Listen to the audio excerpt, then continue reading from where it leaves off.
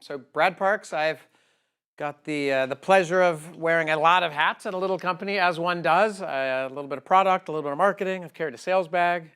Joke, I'm a former engineer with low social anxiety and good PowerPoint skills. So I'm going to set the table here in the next 20 minutes or so, just to give you a little flyby of what Morpheus is all about, and set up some topics that my compatriots are going to double click on in a few subsequent sessions. So I invite Q&A. That's what makes Field Day great, but I am going to be a little more slide heavy, and I'm going to go at a pretty fast clip. I just want to make sure we get some context out there so that David does not have to bog himself down in slides, because he's going to do a lot of live demoing, which is what he does best, and fields questions on the fly. So with that, let's kick it off. I am going to talk about platform thinking and how that relates to infrastructure folks, because Morpheus at its heart is a platform. And I know platform engineering and platform operations has been a topic du jour over the last couple of years, but actually we've been doing this since, I'd say, I don't know, Dave, when was the genesis? Probably back in 2012 when we really first started it under Bertram, but we started as a company in 2015, and I'll get into a wee bit of our history without boring you to tears as we go through, but it does relate to a lot of the momentum that we're seeing in market. And even Stephen mentioned that we have heard and listened to our customers and to our delegates, but also I think we're seeing a lot of momentum right now just because of how the market itself has evolved and in a lot of ways caught up to some of the things we've been talking about here at this forum for a while. So let's get in, since I promised David I'd keep it to around 20 minutes. So, all right, I'm not working. I'm just going to have to hit next. We didn't test the clicker. All right. For those who are new, every field day, I started it with the first one, and then I just kept it up. I had to have a little hook. So I used movie references because I watch a lot of movies. I'm not going to repeat these. You can go look at past field days and figure out what they meant. But I needed a new hook for what was relevant in the market and what we're going to talk about today. Obviously, I'm a child of the 80s based on my movies, although I diverged last year with Ted Lasso. This year, I was thinking The Never-Ending Story. I've got a couple kids. Has everyone seen it? Oh, yeah. Okay. Based on age, I can profile people who maybe haven't, but it's a classic, at least for my generation. Not just because I have a dog that looks like a luck dragon, but thinking about The Never-Ending Story, IT and what we're going to talk about today from a platform perspective, right? Even though there's always changes in tooling and lines of responsibility, where we're shifting left, shifting right, shifting up, shifting down. Fundamentally, we're still trying to write apps, deploy them on infrastructure, deliver some value to the business. Our other co-founder, David's partner in crime, Brian, often says, he's been, as a developer, kind of trying to solve some of the same fundamental problems for the last 25, 30 years. Just some of the underlying pieces have changed, but it hasn't changed that much. That said, there's a lot of stuff piled up at the bottom of the escalator. It is always expanding with new application formats, new tooling, and new ways to do things. We just don't get rid of old stuff. And then lastly, like The Never-Ending Story, a lot of challenges, complexity being one of the big ones. My other homage to The Never-Ending Story, who knows what this is? Where is this guy? Anybody? Swamp of Sadness? Come on. Traumatized kids, emotional, the horse died, and I just can't go without generation of IT scarred a little bit by VM. So we're going to talk about it. It's so easy. It's not even fun anymore. Gift that keeps giving. All right. I always do what Stephen says. He said, start with what it is that you do. So here's our what do we do slide. So what are we? I was talking with Martez a little bit earlier. We've been a hard product to classify because there hasn't been a market segment that somebody put on a 4x2x2 matrix and said that's a thing for a while. But we are a self-service orchestration platform. So we are all about enabling developer self-service, right? Letting people get application services deployed on demand without having to wait the 2 or 3 weeks that usually takes for IT to get their job done. At the same time, we're making sure those developers are staying on their paved roads with security, governance, finance, IT ops, guardrails put in place. How do we do that? We're all about making IT easier to consume. So think private and hybrid cloud. Also giving IT teams the ability to create the underlying infrastructure, deploy Kubernetes clusters easily, KVM clusters, and take advantage of automation tools and attach those to the life cycle of their apps. That is the short version I'll unpack over the next couple slides. But first, the pain. To the pain, if I were doing another Princess Bride reference. This is the nightmare that we walk into in most of our big enterprises. We sell primarily to Global 2000, just to set a little context, not talking about mom and pops, but people who never met a tool they didn't like have what I've often joked is a software definable infrastructure with a lot of isolated products that each in their own little lane solve a problem, but in concert are a bit of a cacophony. They don't play well together to actually deliver an end-to-end experience for IT. And our founders, right, Brian and Dave, actually came out of, a little history, came out of a $4 billion private equity firm. My boss's PE firm was buying dozens of companies every year.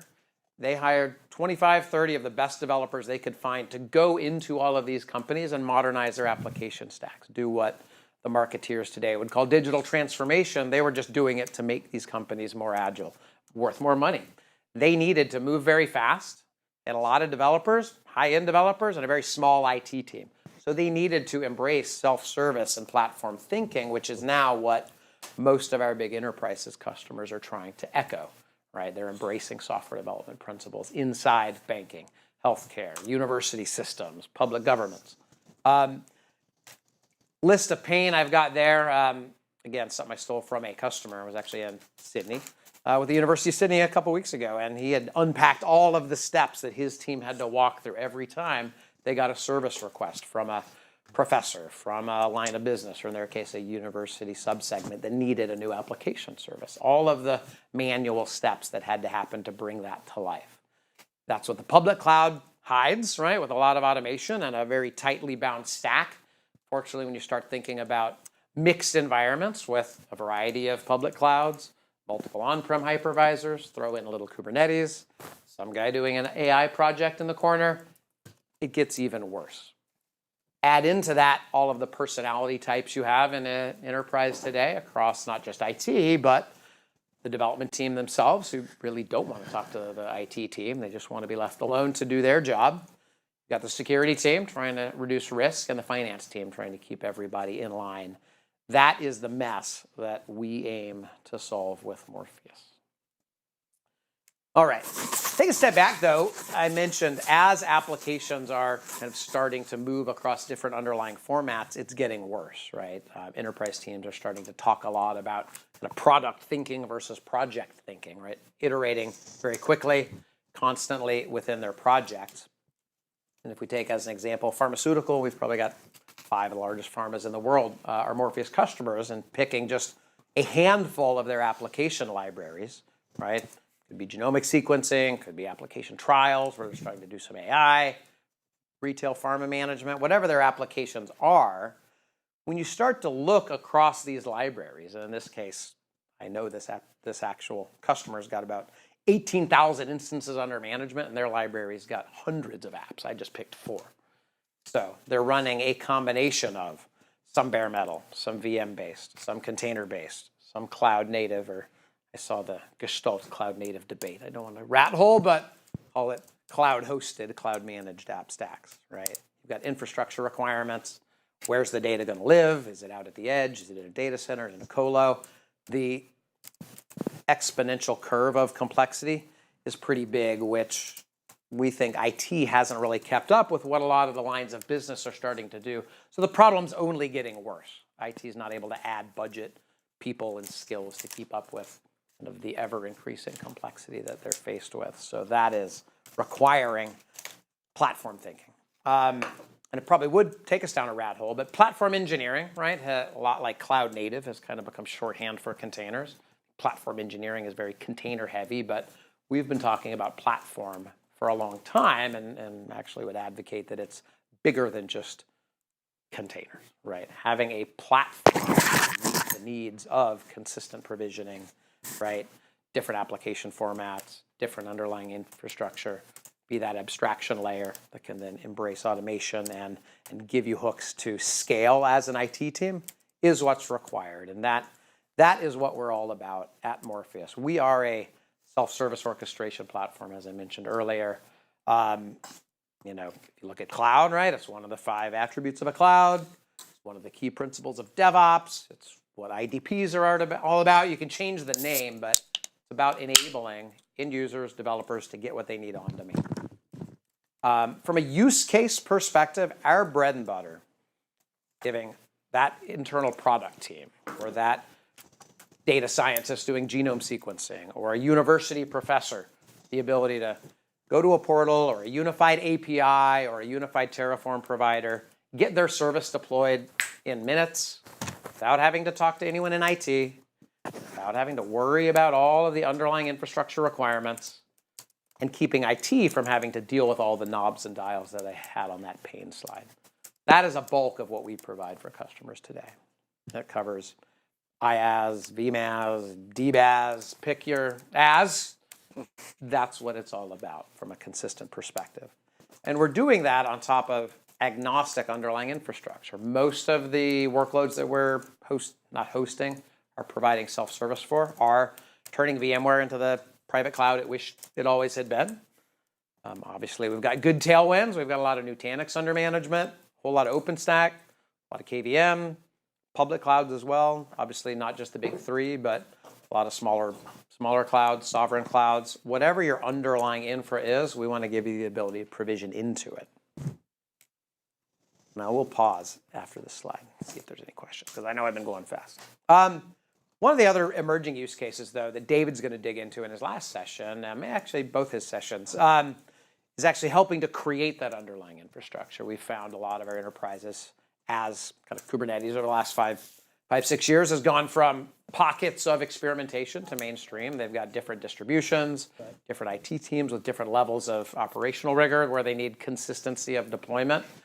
Same thing as, as people are looking for VMware alternatives, being able to deploy KVM stacks, including, am I in your way, Jeffrey? I see I'm moving. I'm not on my X. Actually, one of the things we're going to talk about is our own KVM stack that we're actually rolling out in beta right now, in public beta. So whether it's somebody else's cloud or an embedded KVM and Kubernetes stack inside Morpheus, we want to give options for customers to create those underlying infrastructure stacks that they can then provision easily into. Third big use case that David and actually Martez is going to go into a little bit as well is around IAC and automation. Every time we provision an app, right, we're going to attach phase-based automation workflows to the life cycle of that app, but we can also represent day 2 or operational workflows where we can front end your Ansible, Chef, Salt, PowerShell, what have you, or your Terraform. So we think scaling automations teams has become a big problem as people have embraced automation pockets. They quickly realize they don't have enough automation engineers to actually keep up. Last couple of use cases that are starting to show up. I am not going to AI wash you, but we have seen a lot of service providers, actually. Service providers are about 35% of our business because we're fully multi-tenanted. We provide a good service provider platform. But there are a lot of service providers who are buying mountains of gear, a lot of GPUs, and hand cranking, standing up AI models on behalf of customers. The need for orchestration in the AI world is just as prevalent as it was when you were doing databases and VMs and web servers. You still have to orchestrate all of the dependencies, and that's what we were born to do. So we see that as an emerging workload that some of our customers are already taking advantage of. As well as at the edge, right? Think about what a cloud is. It's not a place. It's an operating model. We've got, actually, I was on a plane with a couple of engineers from a large customer who's rolling out 2,000 retail sites where we've got 2,000 edge clouds attached to Morpheus, where we're able to do development in their data center, then push those out to production out at the edge, run edge automation, batch processes, right? So you think about that life cycle of an app. A lot of those are going to live at the edge. All right, I'll pause because that was a lot to run. Brad? Yes. The AI automation stuff, are you talking like ML ops and things of that nature? Or are you, where do you fit with respect to something like ML ops? I mean, use AI ops, ML ops. I'll probably defer when we get into some of the use cases that Martez is going to dig into. We can talk about. But when we think automation, it's going to be front ending more your config management, your day two, your operational grunt work of IT. That oftentimes that automation script is trapped on a IT engineer's laptop or in his Git repo, and someone else has to run a job, and he calls the guy who did it last time, and then that mess is prevalent in enterprise IT. So we help codify that, bring it into a catalog, put wrappers around it, audit it, put governance around it so you can make it repeatable. And the guy who's executing that automation isn't necessarily the person who wrote it, right? They can make changes upstream, still push it in and codify it and take advantage of it. So when I say automation, that third bullet, that's really what I'm referring to. Kind of the other dimension, and I'm going to go through this pretty quick, are the people I mentioned earlier. And we've got kind of past field day sessions people can look at to talk about how we're relating to the different personas inside IT. But one of the things we've often seen when we're in big enterprises is kind of different stakeholder groups each try and tackle the hybrid cloud conundrum from their own perspective, but again, don't always play well together. So we think we've presented a more holistic, that sounds fuzzy and markety, but holistic approach where IT is our stakeholder, right? The platform team, they are the Morpheus administrators. That's who buys and installs and runs and hopefully loves Morpheus. But along the way, they're always going to their security team saying, hey, we're trying to unify our organization. We want to embed security into what we're doing, make sure we're always using the right templates, keeping people in the rails, right? Always deploying security agents, able to keep software audits. That there is a security play here where they're partnering with their security team. Developers or the end users or the stakeholders of IT in this case, we want to make sure they're able to get what they want without ever having to talk to IT again if they can help it, but also giving them that agility so they're not just waiting 2 weeks for their machine and then keeping it to themselves, wiping it and repurposing it because they don't want to have to deal with IT again. If we can get them what they need constantly and they're able to throw it away when they don't need it and spin up a new one, we're going to have better ongoing health of that infrastructure. And then lastly, finance is a key stakeholder. I'm not going to talk about it here, but accidentally, much to David's chagrin, we were a leader in a FinOps report lately. We never set out to be a FinOps tool, but if you think back to what we do, we know every app, cluster, tag, cost, cloud that is out there in these big accounts, and we end up having this rationalized or normalized data model of all of that information, and our customers use that to do chargeback, showback, shameback is a popular choice, right? Right. Corporate America. IT can set prices and plans for their various instances that they're deploying with markup, powered cooling, software license costs, as well as the underlying infrastructure, both on-prem as well as the public cloud. And if you're going to provision well, you also have to discover well. One of our strengths is when we walk into a large enterprise, we're not, looking for the greenfield that doesn't exist often. We're like homes on homes, right? The Canadian home repair show. Usually we come in and there's a mess and we have to attach to all of that, right? Attach to your VMware and inventory everything that's already there. Attach to your public cloud accounts, scrape those, start downloading your invoice files and giving you that data view. So we ended up kind of backing into a FinOps play, but we're doing it through the eye of self-service and platform operations. Does that discovery operation help at all in uncovering the shadow IT stuff that's going on? Absolutely. One of my good stories, it was a big retail firm. It was a number of years ago when David actually wrote the optimization, right? We were always doing discovery, but part of what we started doing is because we have an optional agent or we can get hypervisor level stats, right? We get good information on utilization, right? Just from an infrastructure perspective. We were doing a POC. It had been running for about, I think when we started, we asked the VP of IT, hey, how many instances do you think you have? He said, I think in these environments, it should be about, 5,000, right?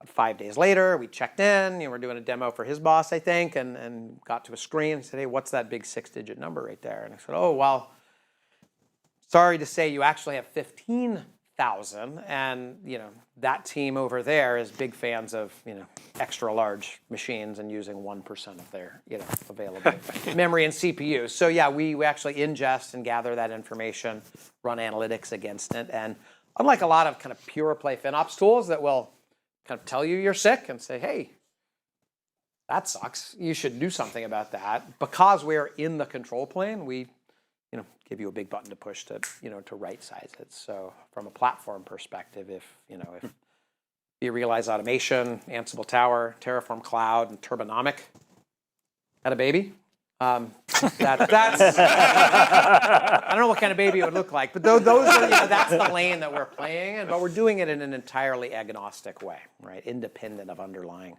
tool set or cloud.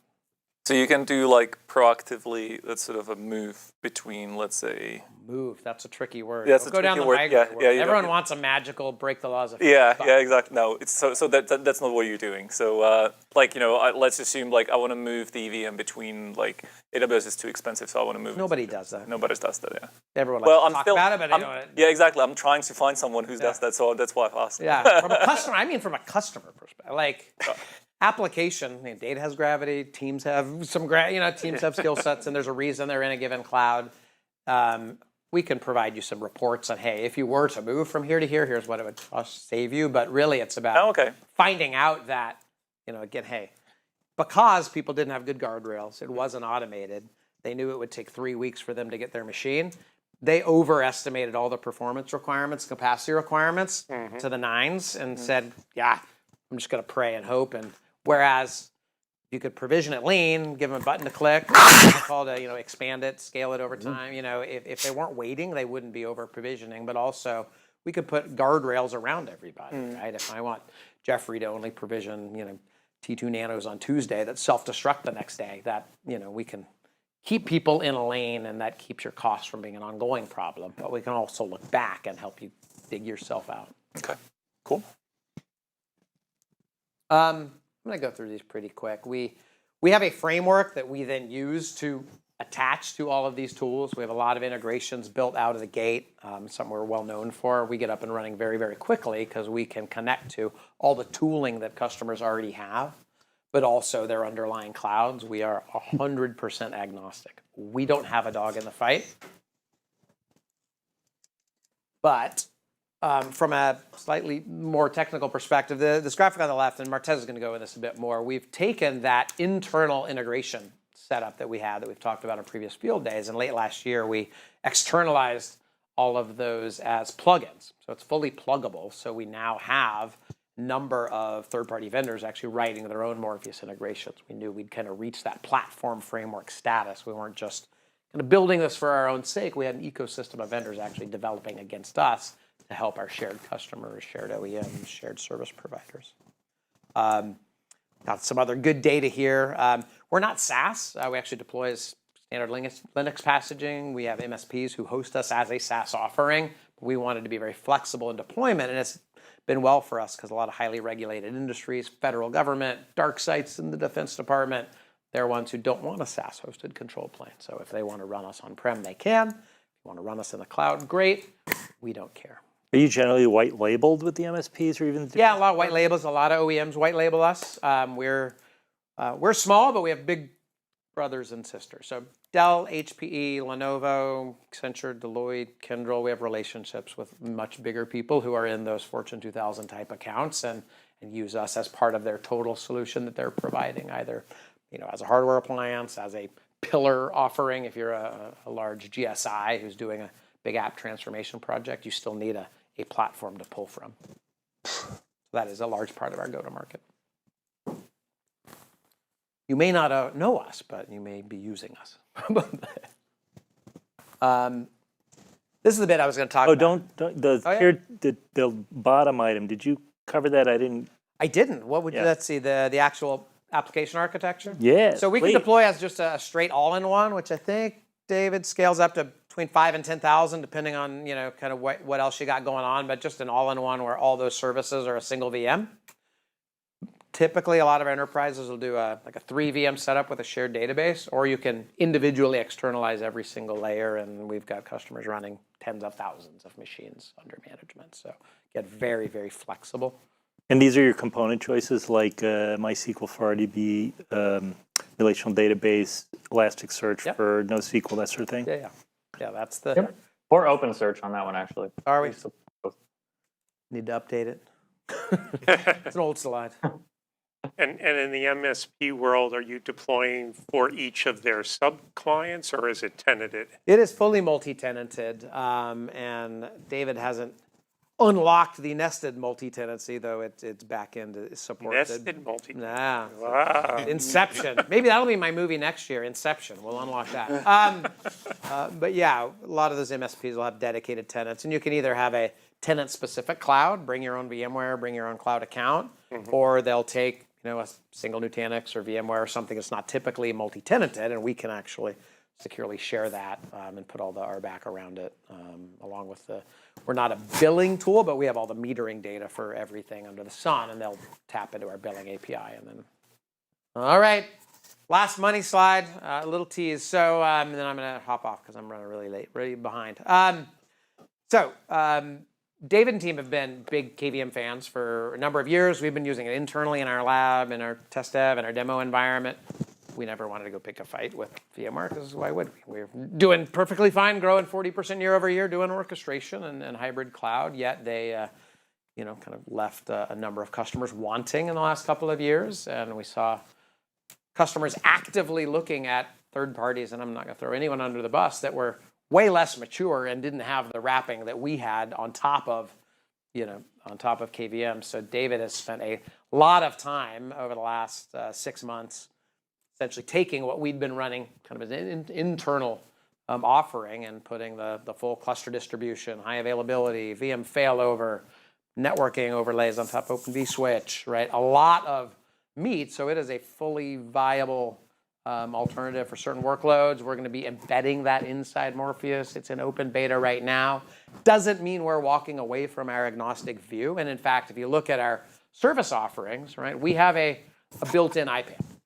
Most of our customers are using us alongside another IPAM, right? We have a lot of built-in services that we want to make available. We think this is more than viable for a lot of customers, and we're encouraging people to give us feedback now.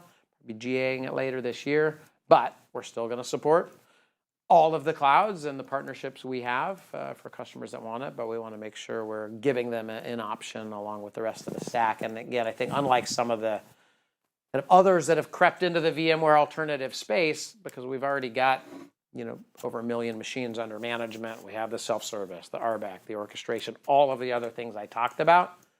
I think that makes this a much more viable alternative for people who are looking at, let's say a VCF and want something more full stack, not just a cheap hypervisor. That makes sense. And David will dive into that more if we give him any time on stuff. This might be too technical, but what's the deployment experience? Not for him. He's really nerdy. Okay. He had braces when I first met him. He was like 12. The deployment experience. The deployment experience. So yeah, I get it. Not monolithic, single package, single VM, easy install, but then you got to hook it into all these services. Goal for integrating all those services. That's actually where a lot you go to the interface, you click and provide credentials and all that fun stuff. Click, it's over and your over and over credentials, again. A little bit of metadata. So our deployment is usually in, we get up and running in a POC in an hour. And if we don't, it means the customer didn't bring the right credentials to the party. So integration is one of our strengths in terms of speed into those third-party technologies. It's not, go download a mountain of scripts and write some Python and, copy something else. That's where a lot of the homegrown DIY kind of platform projects have fell apart, where VRA always struggled. And on the other end of the spectrum, right, looking at things even like Backstage, which got a lot of notoriety, is still a bit of a science project. You got to go find a lot of plugins and in-source it. And, I would call us the commercial, sustained, proven, offering in that space. So then roles, access control, got that sort of thing. hundreds of access controls, and David's going to go into a lot of that in the actual demo. But those you can use external services for those, or you do use. We connect to external identity providers, but we are the RBAC engine and the policy engine. Like, We can map to them though. Yeah. So like you've got roles in SAML or AD, we'll map those to the RBAC. yeah, we map to their identity provider, and that's how we. Okay.